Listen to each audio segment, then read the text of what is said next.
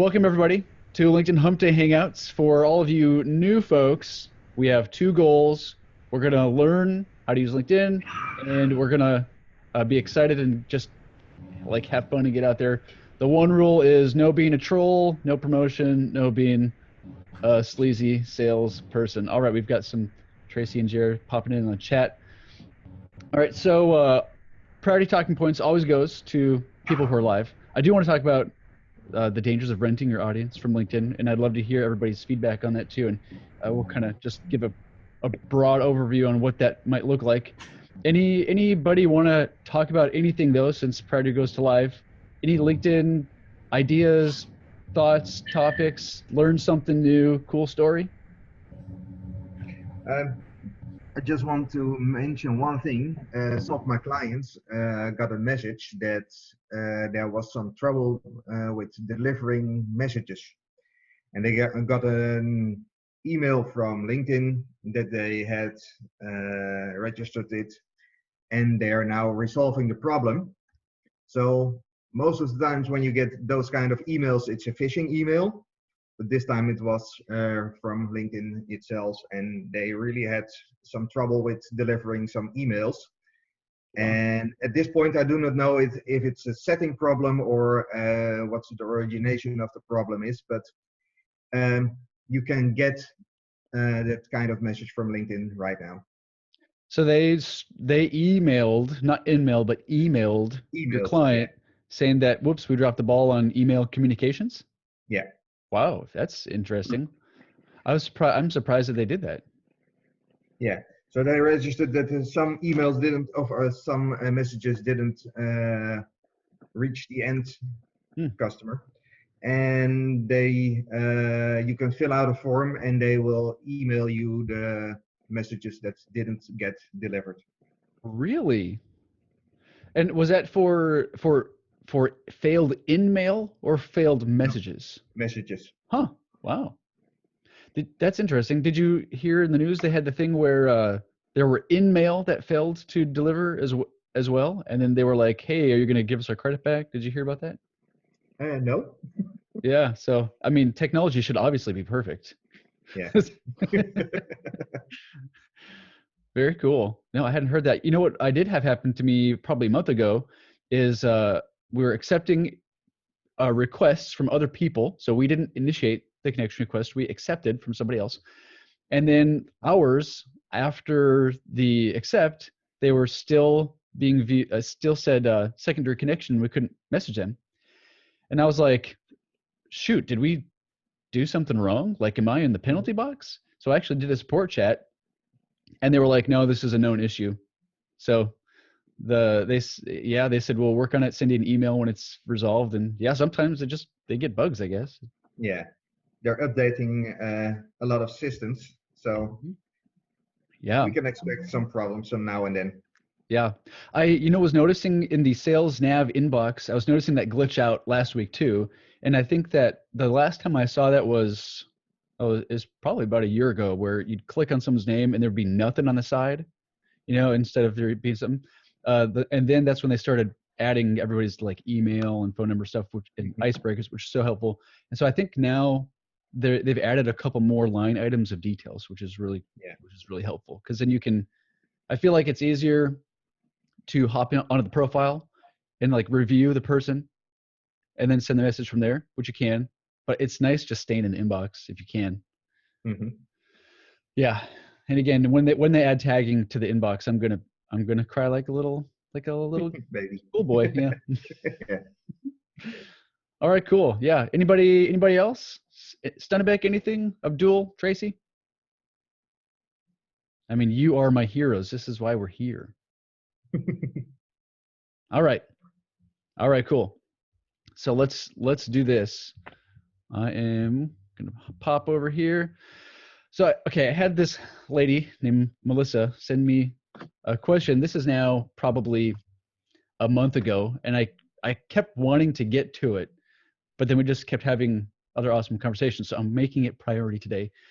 So she sent me a question. She said, "Hey, she said I reposted a video on LinkedIn and it's blown up.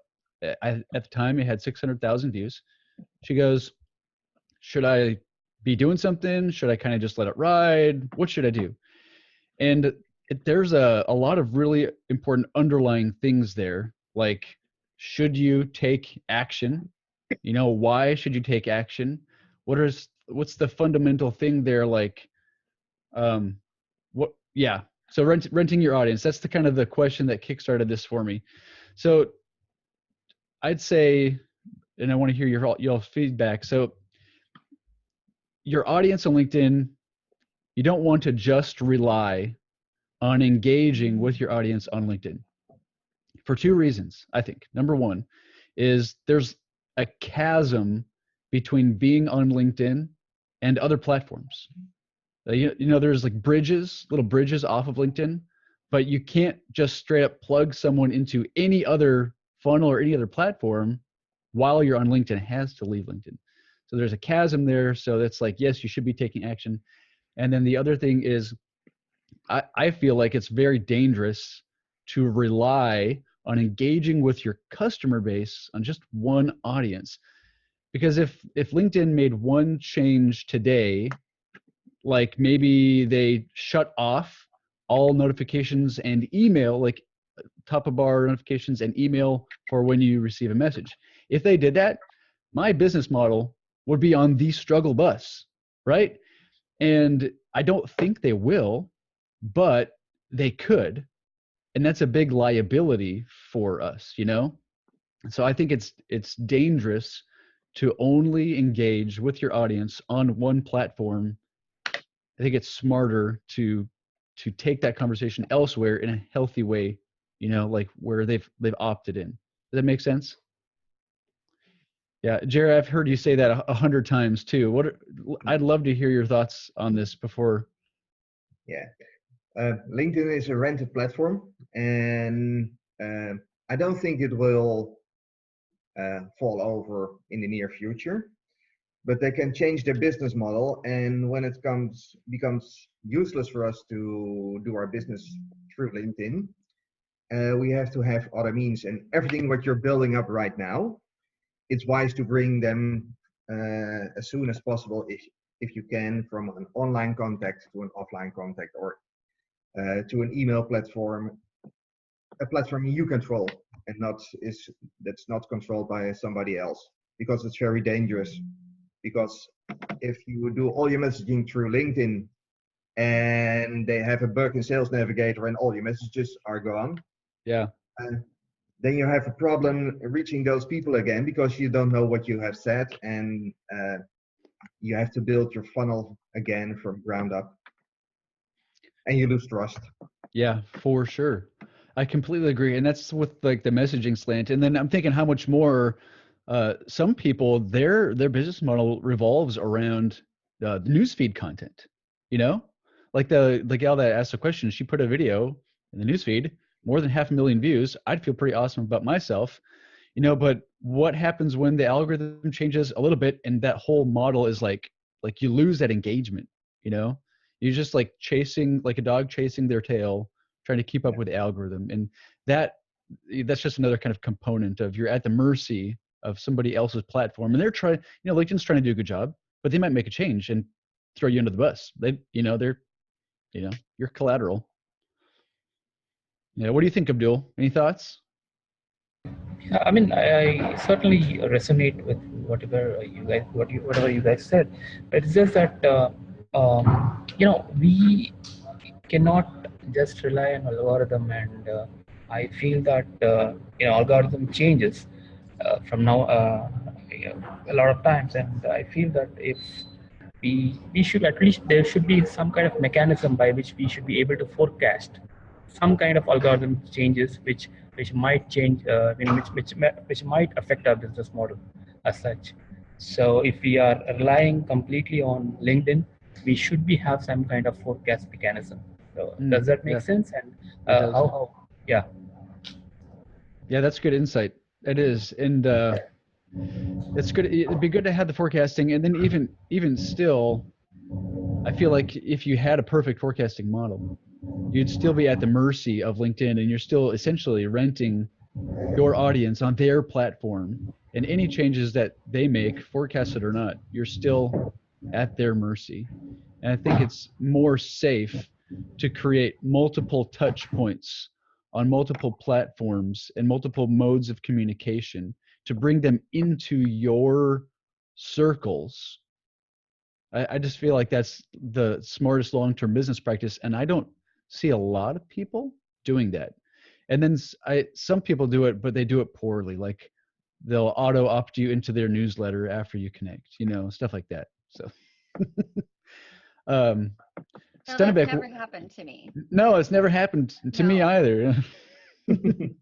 All right. But it is. I love what you said about like moving those online connections into real life connections just as quick as possible. And and so you take that single point of engagement with a connection request or a conversation on LinkedIn, and it's, hey, let's have maybe we're a long way away. We can't do coffee. Maybe we Zoom, some other connection point to begin to build that relationship. And when you're local, I mean, I still do Zooms with local people. For sure. I mean, there's traffic in rush hour. Even in Kansas City. Yes. And so it is. It's that, what is your process and what do you put into place that isn't going to drown you in coffee dates? And what is the next step, and where are you trying to move people? It's the conversation that I had with a friend the other day. She's trying to redo her website. And it's the question of like, well, what do you want people to do? What's next? Like, not just who are you talking to, but what do you actually want them to do next? And I think that it's to your conversation, regardless the platform, it's figuring out what's next. What do I need you to do next in my cycle? Yeah. And you need to have it planned out. Like it's so helpful to have mapped it out and to visualize it and say, we're here. I want to get you here. They don't know, you need to know, and you need to, like, in a healthy way, lead them there to move them along. Yeah. And so Pat Flynn has a book called Superfans, right? He's got some great pointers on, there are certain things you can do to trigger people to move down the funnel in basically really liking your brand. So what are those things? And so, yeah. And if you want to, I'm going to get weird here. So if I just threw stuff in the news feed or sent you a message, you would not feel the same connection as if we're all here now. Like, I see your face, you see my face, you hear my voice, I hear your voice, and I know you all are cool people. That's moving people down a little farther is with trust. And it's like a fun value add thing for the week. So, but being clear about what that is has to happen. Otherwise, like Tracy said, they're going to be like, oh, okay, we're connected. Maybe my. Well, the number of times that I have people connect and I don't know where they came from. Yes. Right. You're like, we have one mutual connection. How'd you find me? Right. Yeah. And I will ask them that question. Yeah. Like, thanks for the invite. Some people don't care. Some people are just right. Yeah. But I think we're trying to cultivate a community and a conversation, not just rack up connections. For sure. And racking up connections and community, I feel like you have to figure out how to, like, what that looks like off LinkedIn too, and then make sure that you're not just dependent on something that you don't own, Yeah. So for Facebook, right? Facebook, LinkedIn, Twitter, I feel like LinkedIn is a little bit unique in how, professionally speaking, it kind of has little mini bridges to go other places, right? So if I go to my Facebook and I go to Isaac's Facebook profile and I want to talk to him about work, there's not really a lot that I can do I can send him a message on Messenger, and I could like do something on his wall and tag him, right? Like I don't know, I don't think, I'm not like a big Facebook guy, but I can't get your email, right? And your phone number, that's not on there. Where you work might be on there. Your Twitter handle is not on there, right? So it's like LinkedIn, if you're on someone's profile, if they filled it out well, there are a few little bridges that can take you off of LinkedIn, right? And you have to be smart about how you walk across that bridge and you're like, doof, doof, doof, hello, like, who the heck are you? so so let's do this. I want to hop on someone's LinkedIn profile and then just kind of take a look at what those bridges are. Any volunteers, or should I pick someone at random that's in my LinkedIn network? You can use mine. My email and phone number's on there. All right, cool. Here we go. Un momento, por favor. Where's the elevator music?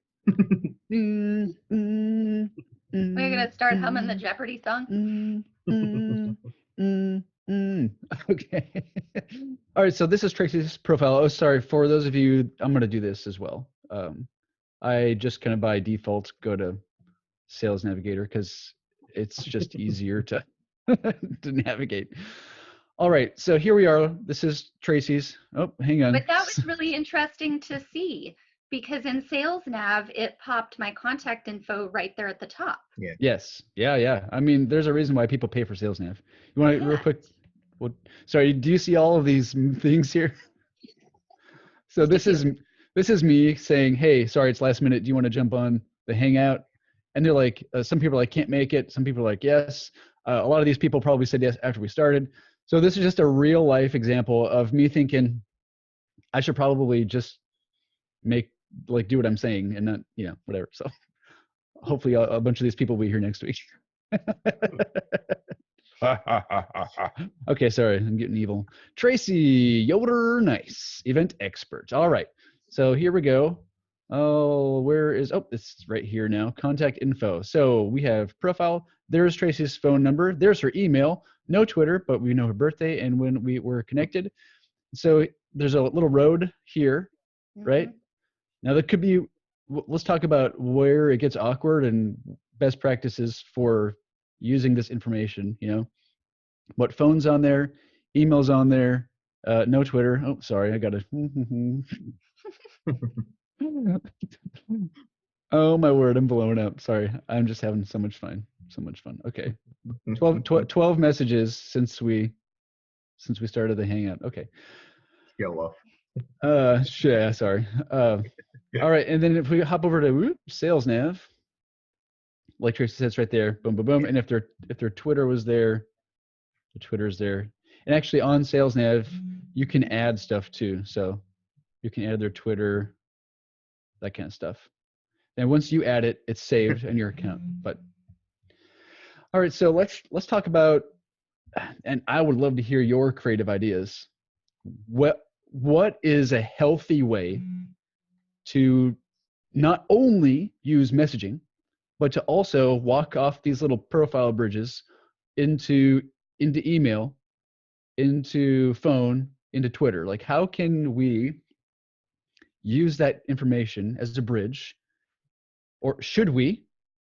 Like, what does that look like? Do you guys have any thoughts, strategies, ideas? What do you hate? What have people done to you that just makes you want to throw up in your mouth? My favorite has been that we've scheduled like a coffee or something, and you've done it through messages on LinkedIn. And so you didn't necessarily have to have an email or a phone number setting all of that up. But then you're, running late or something changes, and Sure. It's hard to rely on everyone to be active on LinkedIn. Yeah, that they're going to see that really timely. And so having contact info in the profile has rescued me and my connections on multiple occasions in those kind of scenarios. Sure. That absolutely. On the flip side, sometimes I have people message me on LinkedIn that they're running late and I miss it too. So it's almost nice to do like this. So like when we have an activity, happen for like in our CRM, like, hey, this person wants a message or whatever, we'll actually kind of double over, even if they've asked for an email, like, please email me this, email me your availability. We'll kind of ping them on both channels. So we'll send them the email like they asked for, and we'll also say, hey, I just emailed you, because I'm not sure what their preferred communication channel is, you know? And it's nice kind of just do it both places as a safety, you know? Yeah. Jared, what are your thoughts about taking the walk off the LinkedIn bridge? Yeah, what Tracy says is a pretty good practice. And what I like to do is ask people for permission in a kind of manner that if something comes up, is this your right phone number to message you? Yeah. And if they say, okay, then you have permission to phone them or WhatsApp them. And the same with email. Can I send you over a document? And then they give permission, and then you can add their email address. And it's also a good checking point, because what they filled out in their LinkedIn profile doesn't always have to be their working email address. Yeah. Yeah, I completely resonate with what you're saying. And so we'll confirm with them, like, hey, like someone might ask you to email them, and we'll say, we'll go right here, like on Trace's profile, I would copy the email address and I'd say, is this your best work email? Just to make sure. Yeah. And then it's like they're opting in for sure. And then, or is this your best phone number? That kind of thing. Yeah. And when you message them, they are expecting your phone call or your email, so it's not awkward anymore. Mm-hmm. Yeah, and I think that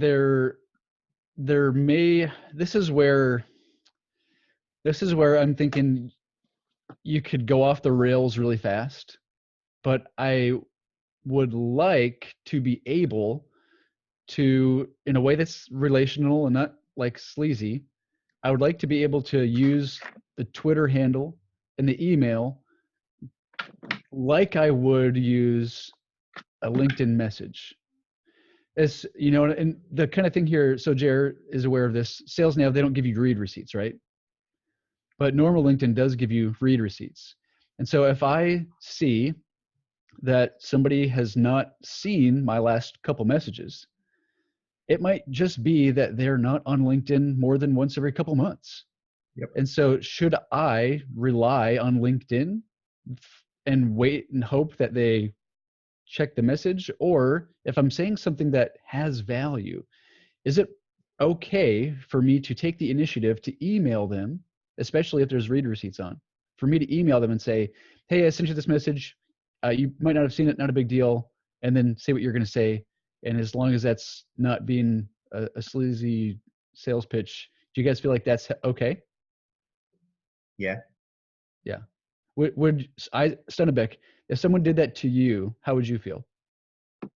I mean, as long as it didn't come across sleazy and it added value, I think it would be fine. So you have to be the hero.